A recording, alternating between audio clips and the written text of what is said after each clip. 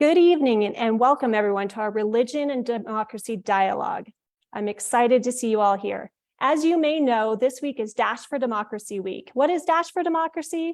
It's simply a celebration of American democracy. We are all here because we're united and inspired by our love of country, constitution, and democracy.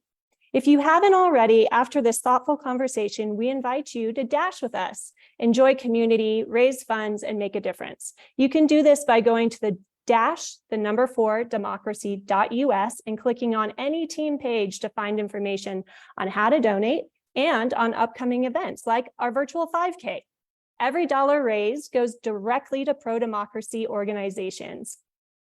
Before we get into our panel, I would like to introduce Rachel Aaron Kalish, my friend and fellow leader in the Country First movement, to say a few words about tonight's conversation. Rachel has a master's in counseling and over 30 years of experience as a mediator and conflict resolution trainer and facilitator. She was a thought leader and lead facilitator on a 10-year project that pioneered inter-community conversations about the Israeli-Palestinian conflict through the Jewish Community Relations Council of San Francisco.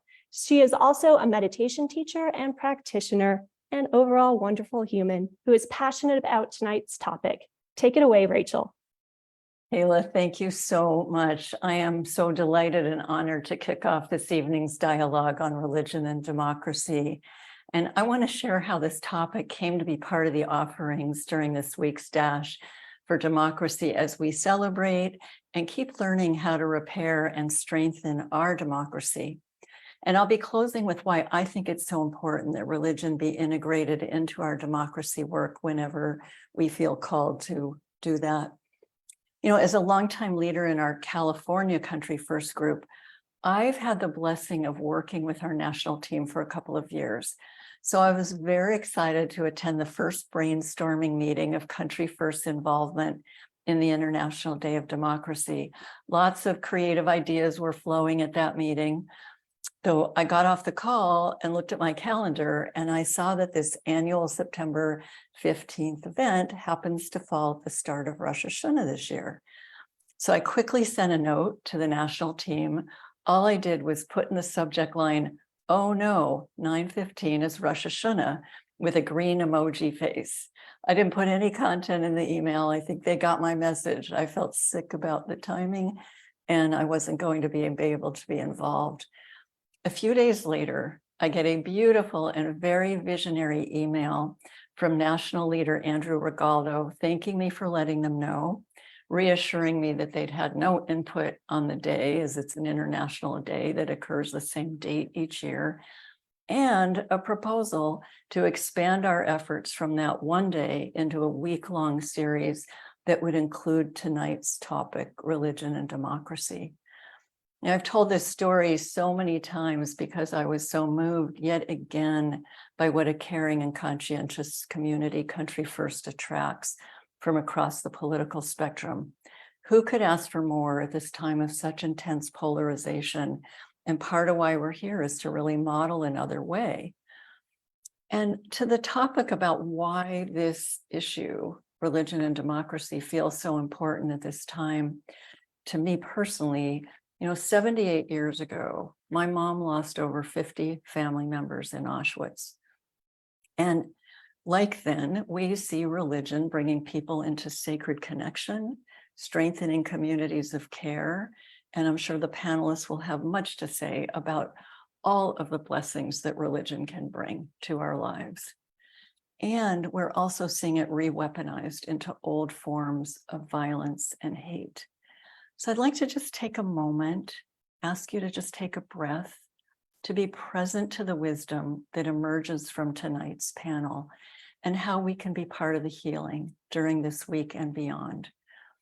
So it's another delight and honor to introduce one of Andrew's national teammates, who you just heard, a dear friend and also a supervisionary leader, Kalah Espinoza. Kalah, you take it away now. Thank you, Rachel, for that beautiful story and introduction. I'm now excited to introduce you to our exceptional speakers for tonight's conversation. Rabbi Jill Jacobs, the CEO of TRUA, the Rabbinic Call for Human Rights, an organization that trains and mobilizes more than 2,300 rabbis, cantors in their communities to bring a moral voice to protecting and advancing human rights in North America, Israel, and the occupied Palestinian territories. She is the author of Where Justice Dwells, a hands-on guide to doing social justice in your Jewish community. And There Shall Be No Needy, Pursuing Social Justice Through Jewish Law and Tradition. Rabbi Jacobs has been named three times to the Forbes list of 50 most influential American Jews, was on Newsweek's list of the 50 most influential rabbis in America, and the Jerusalem Post's 2013 list of women to watch. Wow. She lives in New York with her husband and her 2 daughters. Thank you for being here with us tonight, Rabbi Jacobs. Sorry about that. And I would like to introduce Pastor Nate Ferguson, the religious voice that guided Representative Kinzinger through his time in Congress and on the J6 committee. Pastor Ferguson is lead pastor at the Village Church in Minooka, Illinois, which began with 20 of his friends and their families in 2004 and has since grown to 3 physical campuses and a thriving online community that reaches between 1,500 and 1,700 people per week. Pastor Ferguson lives with the love of his life and his wife, Rochelle, and their 2 dogs in Minooka, Illinois, and has 2 incredible sons and an equally incredible daughter-in-law. Thank you for being with us tonight, Pastor. And then Imam Abdullah Antepli is a globally recognized interfaith scholar and leader of a cross-cultural dialogue and associate professor at Duke University. He's been honored with the ADL's prestigious Daniel Pearl Award for his work with building bridges of understanding between Jews and Muslims and for promoting peace and religious tolerance. Imam Antepli also served as Duke University's first Muslim chaplain and inaugural director of the Muslim life at Duke from 2008 to 2014. And last, but definitely not least, Kristine Haglund is a freelance editor and the author of Eugene England, a Mormon Liberal, which I was doing research and looks like a fascinating biography that is now on my shortlist to read. She's a senior director of Mormon Women for Ethical Government and senior editor at Wayfair Magazine, and a graduate student at American Studies at St. Louis University. Welcome, Kristine. So tonight we have a few questions for the panel. We'll start with one and then we'll move through to make sure each of you have a chance to answer the questions. So the first question, we're going to kick it off tonight. I'm going to pose this question to Kristine. How do you and the religious stream you represent see our democracy's role in religious practice within the U.S.? As probably everyone knows, the Church of Jesus Christ of Latter-day Saints begins very much as an American religious movement. McKay Coppins wrote an article a few years ago in the Atlantic where he argued that it's the most American religion. We have a scriptural text in which God says, "And for this purpose have I established the constitution of this land by the hands of wise men whom I raised up unto this purpose." And another that commands, "This shall ye observe and make it your law, to do your business by the voice of the people." So there's deep reverence both for the history of the United States founding and for principles of democratic government kind of baked into the theology of Mormonism. As Rachel Aaron mentioned, this can be weaponized into a thoughtless kind of nationalism, but it does also usually encourage deep engagement and higher than usual rates of participation among Mormons in the electoral process. So I guess I'd just say that the one thing Mormons have to offer is that they care a lot. Pastor Ferguson, same question to you, but also I'm curious, listening to Kristine give her answer and talking about the foundation of the Mormon tenets that she just mentioned and how they can be weaponized in today's U.S. democracy. I'm curious how you feel about that from a Christian perspective as well. Well, I feel like it's so important for us to have the freedom to be, have a church and have a religious experience and be able to do that. When your purpose is to help people understand more about God, then I think it's great. When it becomes outside of that and gets a little self-serving and or whatever, power hungry, things like that, then I think we're missing the boat. So I'm just so thankful for the democracy we live in that does have the freedom of religion. And so much of like my church background and our church as Christian churches, we're non-denominational. So we're able to just basically, hey, here's what the Bible says, makes sense, apply, and let's try to live it out. So I'm just very grateful for the country in which we live in that allows for freedom of religion. Imam Antepli, I'm curious your perspective and how you see democracy's role in religious practice in the U.S., specifically being from the Muslim perspective, that we know, that there's been conflicts within the United States and the Muslim religion in recent years, especially with the last administration. Good evening, everyone. It's absolutely a pleasure and honor to be here. Any conversation about religion and democracy, its departure point should be from a place where these are two compatible concepts.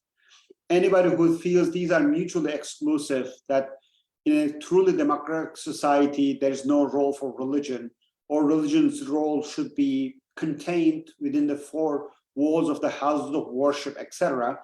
To me, it's not a conversation starter. And within the various forms of democracies, there's no one kind. I think American democracy is providing, in this sense, one of the most successful experiments. There are a few different schools of thoughts how democracies can function within a healthy boundary between separation of church and state. And I think the three main ones are French democracy, where the being secular, being democratic, or separation of church and state is understood as really treating religion as a source of threat to democracy, having absolute control of the government on the religious institutions. As a Turkish American, I grew up in a democracy of that French flavor, where extreme secularism, understood in the form of being hostile against religion and treating religion as a form of threat to democracy, and always controlling and containing it within the religious spaces, which I, as a religious Muslim, suffered tremendously.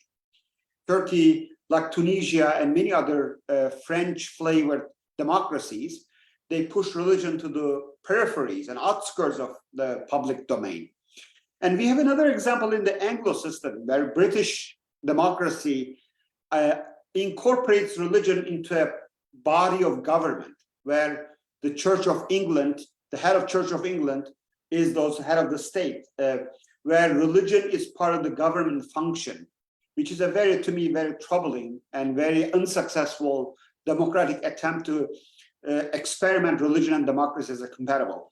Whereas here in the United States, we have a very wonderful, incredibly inspiring, not perfect, but we have a 250 years of an experiment where separation of church and state is never understood as declaring religion as a persona non grata. If anything, our non-religious, at best agnostic founding fathers, they design American secularism and American democracy in a way to protect religion from the government, not the other way around. So we have a functional 2.5 century long experiment where we have improved our democracy, where religion as an independent, non-governmental entity functioned as a source of meaning, spirituality, civic duty.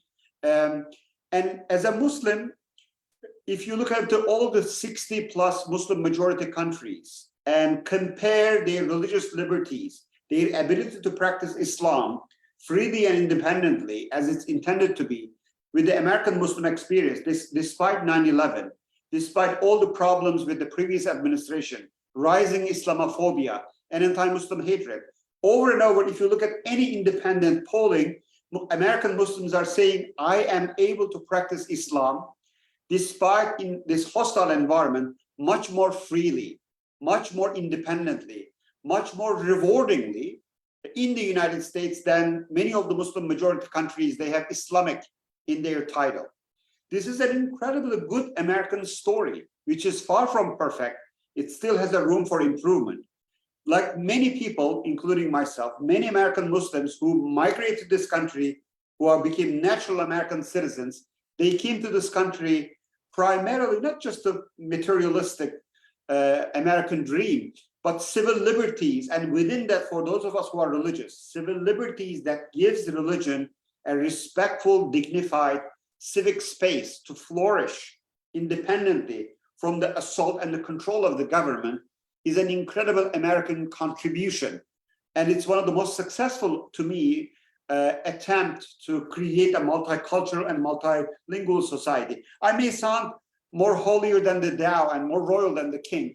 I am not either of those. I'm cognizant of our American democracy stress test that we have been going through. But relatively speaking, for a student of human history and compared to other democracies, I think we have an incredibly strong and even a better position to show the world, exemplify the world, model the world. Religion and democracy is compatible. Religion should not be only seen as part of the problem, but also should be seen as part of the solution. And American civic culture, American incredibly diverse religious landscape and social fabric, if we can improve it further, would be an incredible contribution to human civilization and democracy. Amen to that. Wow, that was great. Thanks, Imam.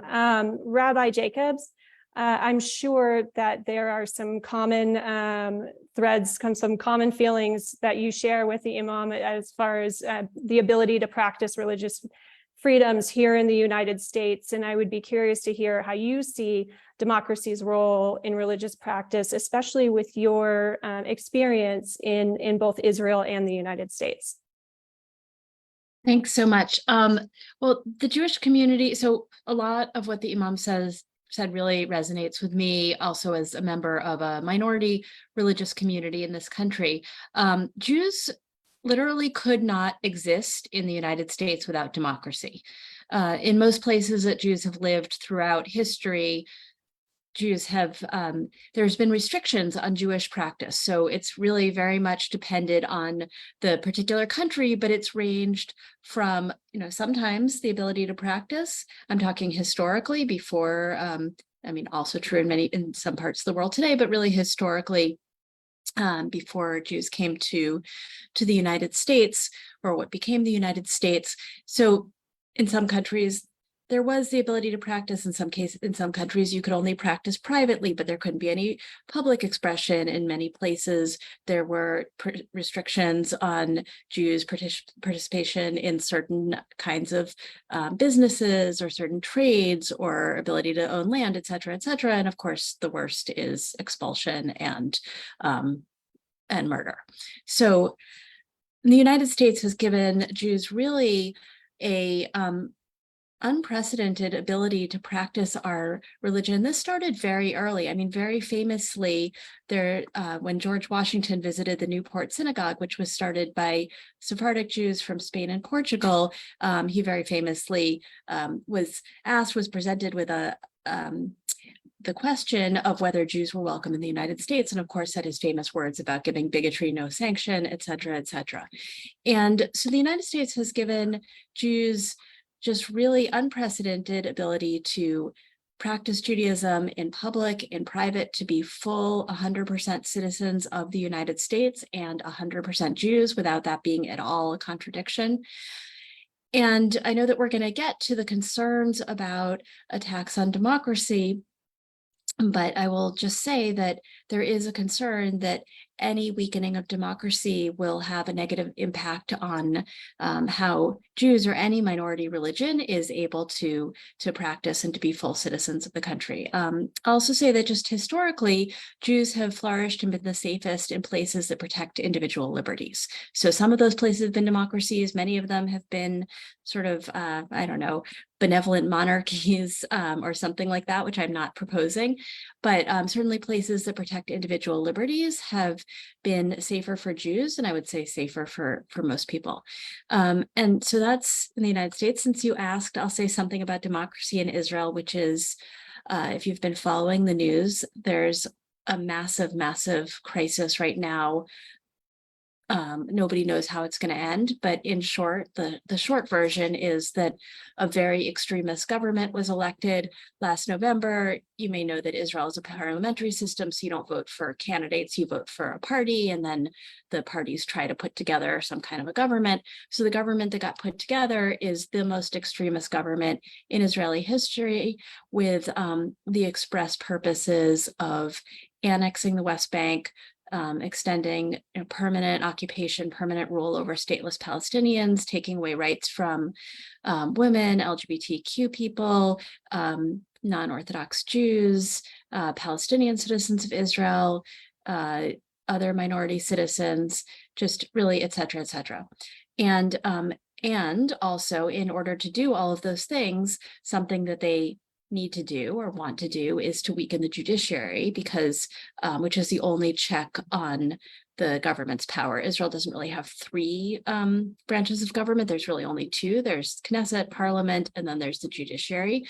And so this government wants to very much weaken the judiciary, so the judiciary isn't able to say, hey, you can't pass that law because it violates the basic laws, which are the closest thing Israel has to a constitution. So I could talk for hours. I will not talk for hours, but I'll say two more things that, so this week, so in the summer, the Knesset passed a law that would say that the judiciary can't use what's called the reasonableness standard, which is basically like one of the tools that they have to say that a particular law or a ministerial appointment was done without considering all of the circumstances. It's been most often used to say that people who have, say, criminal convictions can't be ministers in the government. It's been used for other things also.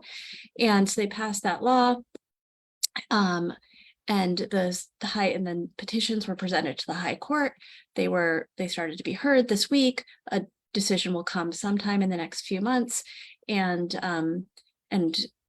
we don't know what's going to happen, but there's a possibility of a really serious constitutional crisis. But the other thing, of course, speaking of democracy, is for 36 weeks running, Israelis, hundreds of thousands of Israelis have been in the streets every Saturday night around the country, many other times during the week also. And just to give a sense, approximately 20% of the Israeli population has been part of the protests, which in American terms, like just imagine if 60 million Americans went out on the street for anything, even once, let alone for like 8 or 9 months in a row every week. So it's really just extraordinary, just rocking the whole country. And I'll say that somebody said to me last night, are we supposed to be terrified or hopeful? And I said, yes. Because it's both. It's a really, really serious threat to any democracy. And also just the popular uprising is something that I think everybody around the world who's worried about democracy in their own country should be looking at.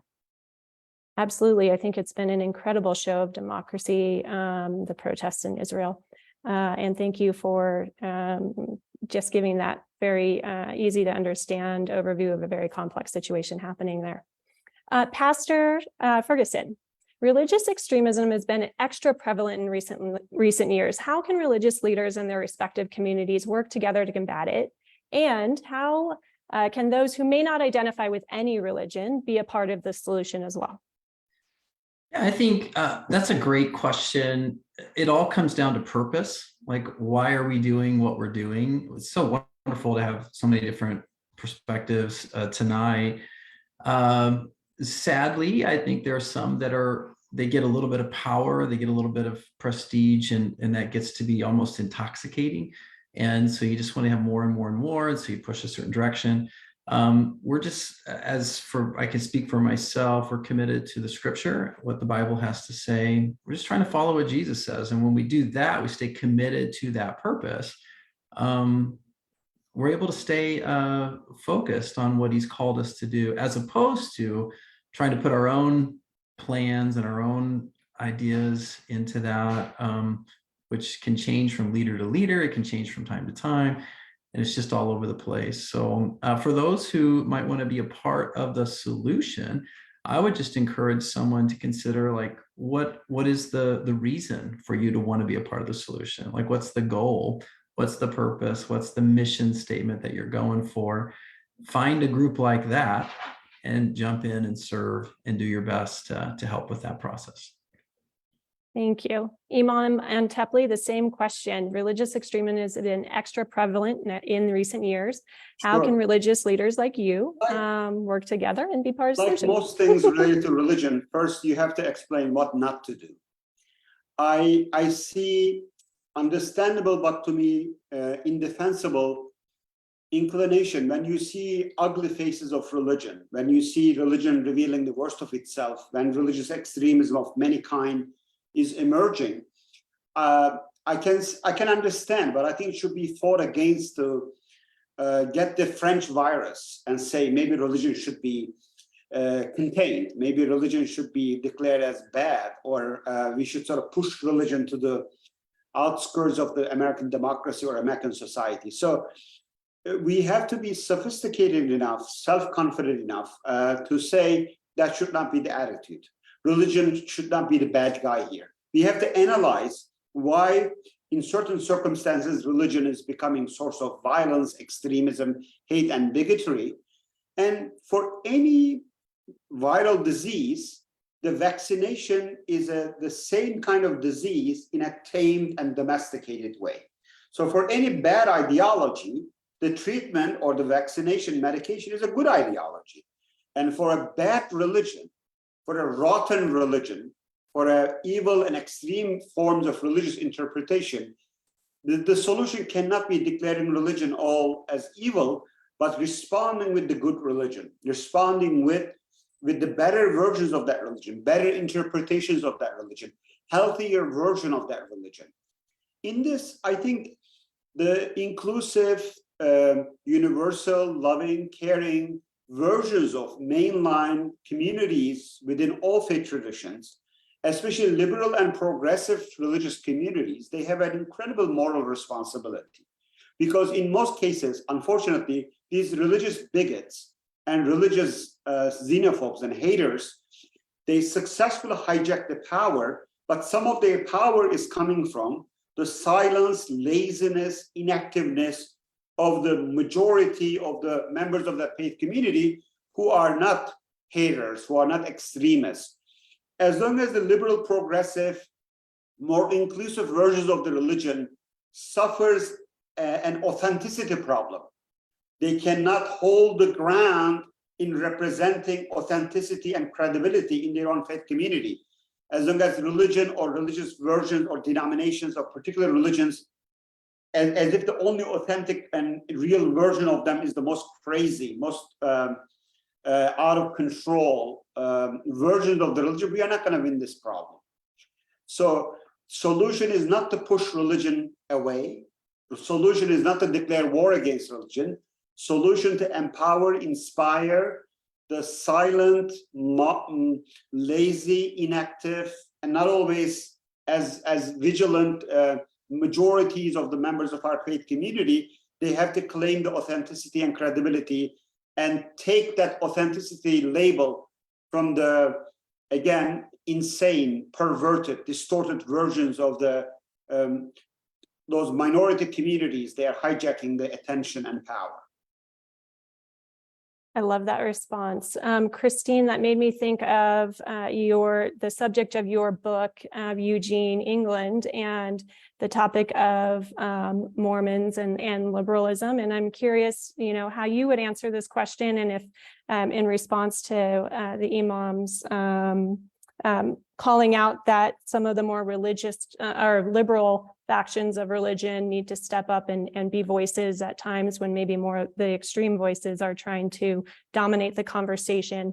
I imagine you would have a unique perspective on that. Yeah, so the last sentence of my book is something like Eugene England's legacy will be having thought differently from his fellow congregants and loving them just the same. And it seems to me that a huge part of what our country needs in this moment is for churches to do exactly what they have always, or for religious communities to do what they've always done, which is to remind people of who they are with some more eternal values that put things in perspective. to remind them of human dignity and the worth of every individual, and then also to provide opportunities for interactions with whole people that are centered around something besides politics. So it's really, really good for me in this moment to be asked to bring a casserole to someone with whom I disagree vehemently about politics, but who's sick and needs to be fed.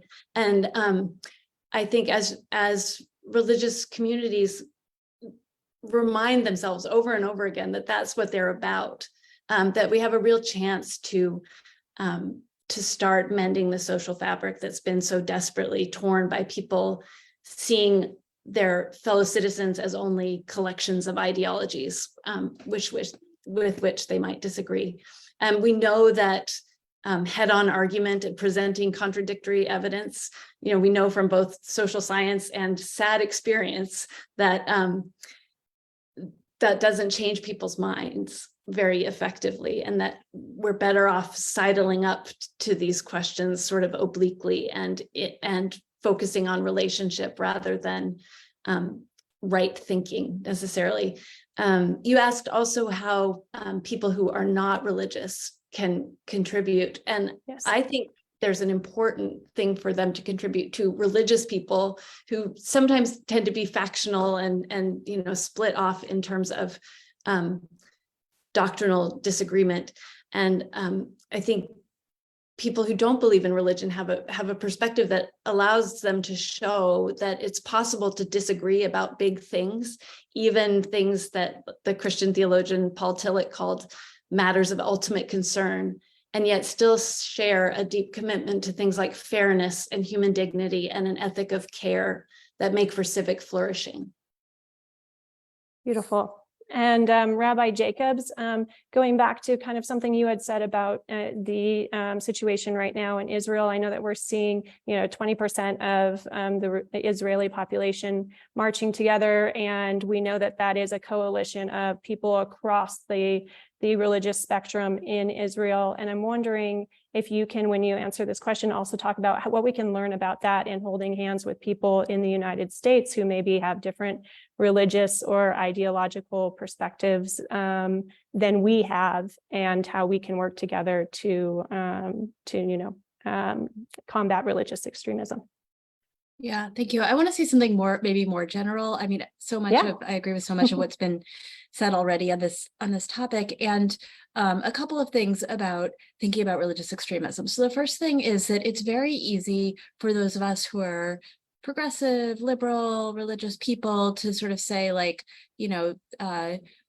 no real Scotsman, right? Is that the phrase, right? So like to say basically like, oh, they're not really representing my religion, those extremists over there. And that's not really, it's not right. It's not accurate. Every single religion in the world, including mine, has within it the seeds of helping us be our best people and also the seeds of dangerous extremism. And we have to recognize that and not pretend that those people are totally disconnected from us. And we have to recognize it and also, and fight it when those tendencies come out in ourselves. So that's the first thing. And related to that, also taking religion seriously.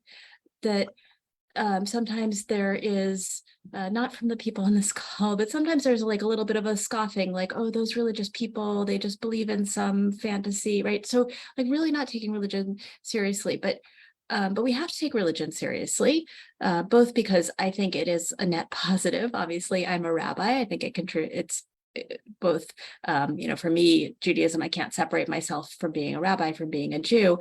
It directs every single moment of my life.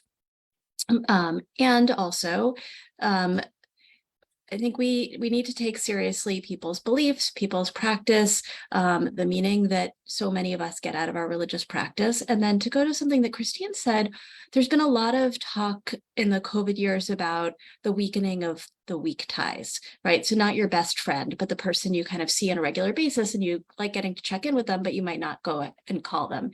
And religious communities are one of the places where those weak ties can be really strong. The person you see in synagogue or in church or the mosque, every week you have a 5-minute check-in conversation with them. And again, you might not like go to a movie with them the next day, but but you have a relationship, and you will bring them the casserole if they have a baby or if they're sick or whatever it is that they need.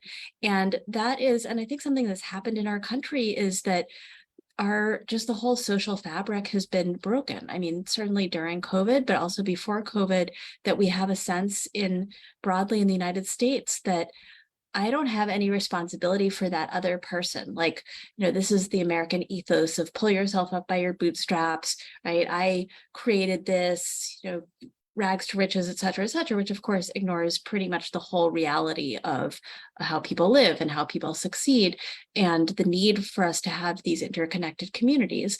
And religion is one of those forces that knits together those communities and says, like, actually, you don't really know this person in your community. You maybe just met them once, but it is actually your responsibility to drop off a meal if they're sick, to call and check in with them, to actually care what's happening to them. So to make your community accessible to them, right? If they have a disability, right? There's like a lot of ways in which religion pushes back at that American individualism. And the other thing that I want to say is that for me as a Jew, I mean, you cannot separate the fight against anti-Semitism from the fight for democracy.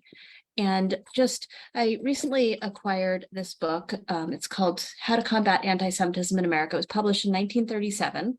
It's got 8 essays in it. And one of the essays basically says, let's see if I can, it says essentially the way to combat anti-Semitism is to fight fascism. This is by Rabbi Joshua Trachtenberg, who went on to write a very, just a classic book on anti-Semitism. And he says, the attack upon the Jew is the entering breach in the wall of American liberties. We have to be prepared, etc., to utilize every available weapon against the fascist and anti-Jewish menace, and not to protect Jewish rights, but to protect American rights. And, tragically, like I said, he wrote that in 1937 or sometime before that. And we all know what happened after that. But it's something that we know from history, which is that whenever there's any kind of instability, economic instability, political instability, people look around for who to blame and want to blame something other than whatever the actual economic or political forces are that are causing the issue, and often turn and blame Jews. We know that anti-Semitism can be a convenient excuse for not dealing with whatever it is that's actually wrong with a society. And we also know that Jews are very often the canary in a coal mine to then pursue all sorts of other restrictions, other persecutions of other minorities. And so the concern about democracy, we just absolutely cannot separate that from anti-Semitism. And if we're going to fight anti-Semitism, we have to fight for democracy. And if we're fighting for democracy, that's one of the ways of making Jews and other minorities safe. Okay, now I forgot your question about Israel because I didn't answer it at all. That is okay. It was just more Okay. about if we can learn from them on how to work across religious and ideological differences. But I think if you want to answer it, you can. I mean, I think that's something, it has been, I mean, there are different factions in the protest, but I think something that is very important at the very beginning of those protests, some people felt like we can only talk about what's being called judicial coup or judicial reforms, depending on which side you're on, but called the judicial coup. We can only talk about that. We can't talk about occupation. We can't talk about women's rights. We can't talk about LGBTQ rights, right? Those are all distractions. There was a voice that said that, but what actually ended up happening is if you go to the protests, there's the anti-occupation block, and there's the women's block, and there's the LGBTQ rights block, and there's the religious block, and there's right? Like everybody's there understanding that they have to fight for this common purpose, which is upholding democracy, and everything else, it's not sufficient, but it's necessary to move anything else. Amen. And that goes hand in hand with fighting fascism or political ideology as a way to make all of us safe in protecting our democracy here. Imam Abdullah Antepli, sorry, I combined your first and last name. What are Just some of call the me Abdullah. All my friends Abdullah? call me What are some of the challenges of your religion's practice may face if our democracy falters? I feel like you're going to have a lot of insight on this one coming from Turkey and teaching you.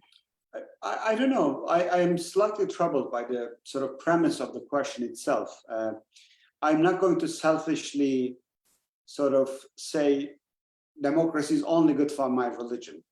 If I understand religion as the set of ethical moral teachings, if our democracy falters, if we regress from our experiment of democracy in the United States, it's not only religions will suffer or religious communities will suffer. Like, this is such a foundational and fundamental threat that every aspect of our culture, every aspect of human flourishing, every aspect of pursuit of happiness and prosperity will suffer.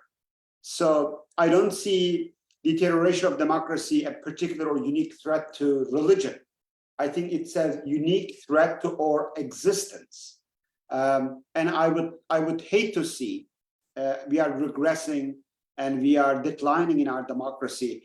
I visited parts of the world like Egypt, Afghanistan. You go and you read their glorious history. These people have built pyramids. They invented first telescope. They gave inspiration to European Enlightenment. But in their current situation, they are socially, economically, culturally, politically is so devastated and broken. It is really hard to link their glorious past to their very unimpressive present. So what is at stake is one day, people could walk through the ruins of Manhattan, God forbid. People could walk through the ruins and devastation of Chicago and San Francisco and say, wow, once upon a time, these people have produced one of the most sophisticated democracies. Once upon a time, the religious communities and religious tolerance was such that every religious community could organize and flourish as they wish. They went to moon, they divided atom, but look at what the misery that they are living in. That threat is that much of an existential threat. It is not that, oh my God, I'm not going to have my mosque. Oh my God, I'm not going to have my fasting in Ramadan. By the time you lose those civil rights, the very foundation of our existence will be in ruins. So we have a lot at stake and we have a lot to lose. And we have much to gain, again, if we can improve our democracy and the role of religion within that democracy. That I am not going to selfishly claim a special cry or special request for religion. Who cares at that point? Because our very existence will be in shambles as previously deteriorated, decline, and collapsed civilizations tragically shows us in other parts of the world.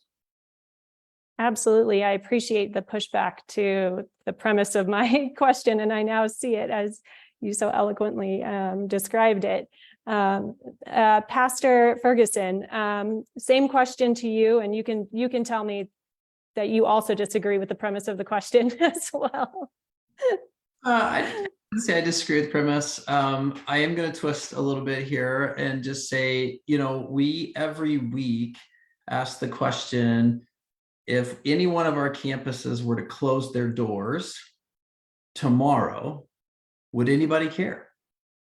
Would the community care? Would it be a problem? Would it be who cares? What would it be? And so I feel like we have to succeed and we have to win and make a difference in our community. And so every Monday we gather all of our staff from each one of the campuses and some of the key volunteers, and we'll say, hey, where's God winning? Not me or someone else, but where's God winning in people's lives? And it's so fun every Monday to hear different things from each of our 4 campuses say, well, we did this, or we saw God do this, or we saw this family who's going through a really hard time in their marriage. They've reconciled now, and they're gonna make it. Just this past week, we had a couple stayed afterwards, and this is going to sound dramatic because it is, but we have things like this happen all the time. But these people came and they said, hey, this lady was going to commit suicide on a Saturday night. She'd already prepared everything, and her sister's car broke down, and her sister called her right before she was going to do that. So she had to help her sister, and kind of thought, well, I need to postpone this. And it was way late on a Saturday. She woke up Sunday and said to her husband, we need to go to church. They came to church, heard a message, and here we are now several weeks later saying, she's like, hey, I'm not going to do that. I've moved past that now. So it's very important for me as a leader of a church to say, we need to do our best to help as many people as possible every single week. That's on Sunday for sure, but it's the rest of the week, right? It's the food distribution on Monday night. It's the youth activity on Thursday night and Sunday night. And it's the groups that are gathering and just strengthening each other. If democracy were to fail, what would that do? Well, our mission would remain the same, and we would just do it with the best capacity that we could, right? We'd still love people. We still try to encourage people. We still try to help people. And in some countries, the churches have grown dramatically because they had to go underground. And it just became not about a big building, but about a small community and another small community and another small community. So that may not be the solution you're hoping to hear, because I certainly do not want to advocate that our democracy falters in any way. But for me, our mission would remain the same. No, I think that was an excellent answer and an insightful perspective. Rabbi Jacobs, I pose the same question to you. What are some of the challenges that you think the Jewish community would face if democracy faltered? Well, there's a big answer and a small answer, right? So I could sit here and talk about how restrictions on religious liberties would affect Jews in different ways. I mean, we're already seeing it, for example, with abortion bans, because there's certain time, abortion in Judaism is extremely complicated, but there are certain times, certainly if the life of the pregnant person is at risk, that there's actually an obligation for an abortion, right? So we are already seeing those restrictions, as well as all of the ways in which the Supreme Court has decided to break up, to just destroy the separation of church and state. So those are like lots of, I could talk about all those small examples, but like I said before, if democracy collapses, then it opens the gates to widespread massive anti-Semitism. I think we've seen that already in Hungary and Poland and other places where we've had democratic crises. And so just without democracy, the Jewish community here just won't be safe. And I would say that no minority community is going to be safe.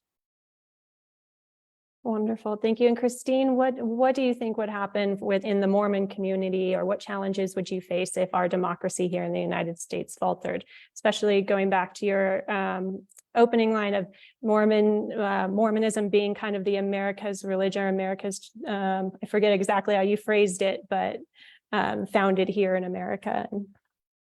Yeah, well, Mormonism was founded in America, but it also has the distinction of being the only religious group that the United States government has ever sent a federal army to, seize their assets and take over the government of their community in the 1880s, 70s, late 1870s. So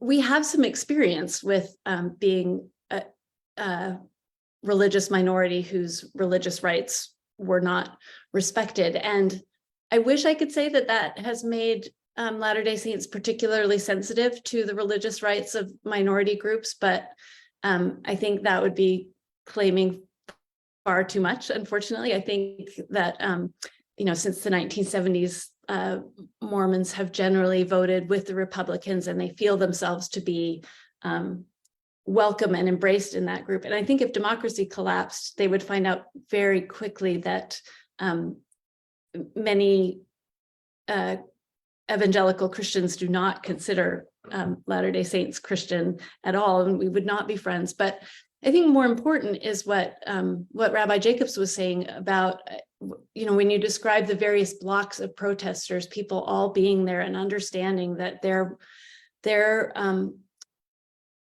ability to advocate for themselves and to live their lives in the way that seems most correct and moral to them, that those are all related, that we can't, that anytime we make a hierarchy of different groups and have minority and majorities, we destroy the rights of all of those groups eventually, because some, you might be in the majority today, but then you'll switch. If we don't protect the rights more generally, then everyone will eventually suffer.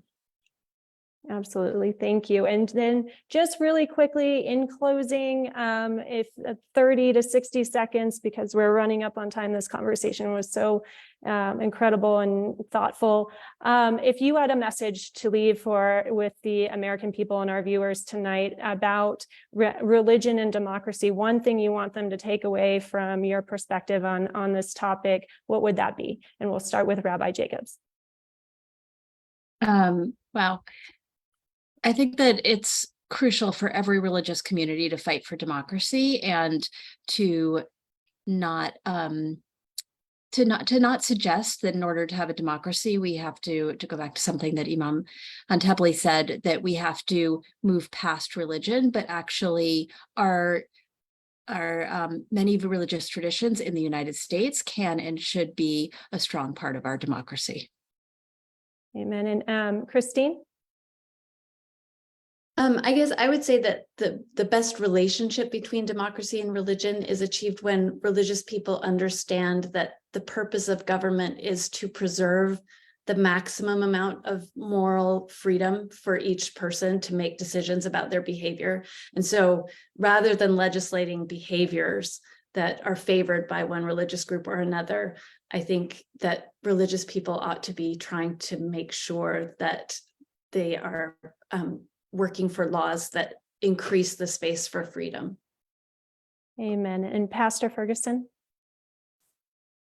I would just say you can make a difference, one person at a time, in your neighborhood, in your community, in your cul-de-sac. In our experience, we're launching campuses, and it's basically people who are driving 25, 30 minutes, and they're saying it's hard to drive that far with kids program, different things like that. We'll say, we'll come to you, we'll come to your neighborhood, and we'll let you have the keys to the car, and you guys can make this run. And we're seeing just God use people in remarkable ways that way. So each person can make a difference. Beautiful. And Abdullah? I want to divide my answer to two different groups of Americans. Great. For those Americans who declare religion as evil, I invite them to see the value, the worth, and the potential contribution of religion into our democracy. I wish I could have wear that t-shirt. I love it. The famous quote from Nietzsche, God is dead, Nietzsche, and Nietzsche is dead, God. So historically, for those who are dreaming that religion is some sort of a mythical disease and virus and it'll disappear, it's not going to happen. Even if you don't like religion, religion still matters for so many Americans that I hope they will sort of recalibrate their understanding or their intense antipathy, hostility towards religion. And for those religious communities who have messed up priorities, who are intoxicated with the power or assigning sanctity to any form of government and somehow seeing this as a divine vehicle, I think it's such a perverted and distorted version of a religion. If anything, religious values are above any citizenship, any flag, any identity. It is about creating ethical, moral societies, and governments are just transactional forms of governance that should be independent and neutral of any particular religion. And for those, anybody and everybody in between, I will repeat, the solution for a bad religion is a good religion. Do everything you can within your individual and collective capacity to make sure you are nurturing, empowering, lifting up the nurturous versions and interpretations of the religion as much as you can. Instead of complaining into the darkness, just light a candle. I love that. Thank you so much to all of our panelists. Tonight's conversation was amazing and inspiring. And a shout out to the Mormon Women for Ethical Government for their dash page and participation. Everyone can find it on Or shout out to women in general. I think Shout out to they women are in our general, only yes. hope. Once more women are in the leadership of any kind, I think we will get out of this mess much more easily. It's all men messing things up. Well, we happen to be the majority on tonight's call, so that's promising. But you can find their dash page at number 4 democracy.us. And also please look for our upcoming panels, Electoral History and Reform, tomorrow night at 8 p.m. Eastern, and on Friday at 3 p.m. Technology, Modernization and Democracy. And for all of those who are celebrating Rosh Hashanah on Friday, Shana Tova, and a happy holidays. Thank you.